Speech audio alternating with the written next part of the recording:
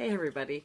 So this video is for my students, and a lot of them are new to learning solos. Some of them have done solo and ensemble recently here in Indiana, and that was a new experience, starting a solo from, start to finish and then standing in front of judges and having to perform this solo. And so this is the process that I give my students. This is like the breakdown of how I learn a solo. And not everyone is going to subscribe to this method, and that's fine.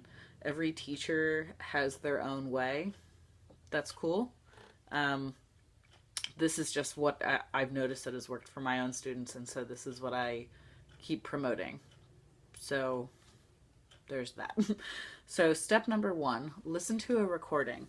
You can actually listen to, as many recordings as possible, and a great resource for that is YouTube. YouTube is fantastic for listening to, famous people performing on stage, to educators like myself posting videos on YouTube of, how does this piece sound and what's a good fingering to use, and they have great ideas that they give while they're making these videos. So I recommend going on YouTube and just searching the piece and go from there. It's fantastic. What it doesn't say as well, and I should have put up there, is that I also look up the composer if I don't know who it is. I get some background on the composer, when they were alive, and some background on the piece that I'm learning. So I'm not just going into it empty-handed. I kind of know, like, okay, this is from this period of time, so I should be fill in the blank. Okay? So that's number 1. Step 2, it says surprises. Well, anything is a surprise if you're not prepared. So there's that. When I get a new piece, I always look at, the key signature, the time signature. I look for repeat signs. I look for dynamics. I look for any crazy shifts that I, maybe at the bottom of the page, or hidden in there. I look for accidentals. I look for any kind of articulation that I might not spot if I was sight reading it. And I mark that music up. Get a pencil. Don't ever write in pen. Especially if you're deciding on a bowing and then, while you're learning the piece, you change your mind and you decide you want to use a new bowing and you've written in pen. Don't do that. Write in pencil. So that's what I consider surprises. Just anything that's going to slow you down while you're trying to learn this piece. The next step that I do is I chunk up the piece into sections. So if it's like a 2-page Bach cello suite, I'm going to chunk it up into maybe like 4 sections. And I'm going to pluck the entire thing. Yes, that's right. I'm going to pluck it. Pizzicato. I'm not going to use a bow. Some people that I know have been like, ugh.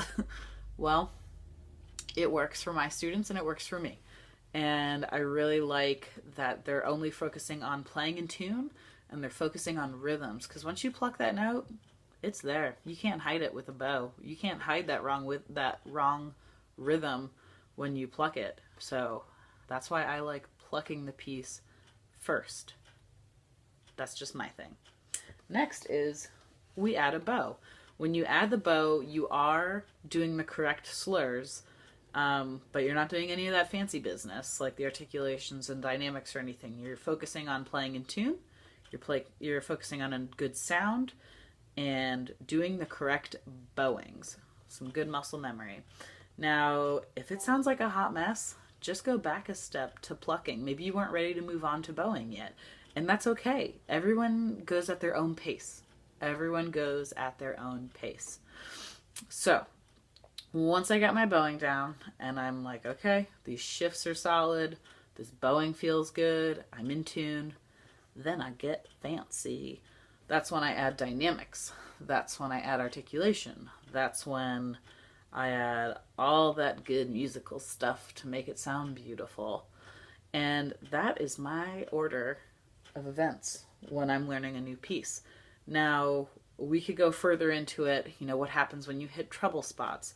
I'm not going to tell you because you need to sign up and take lessons with me, and then I'll give you all my secrets. But this is just some of my secrets.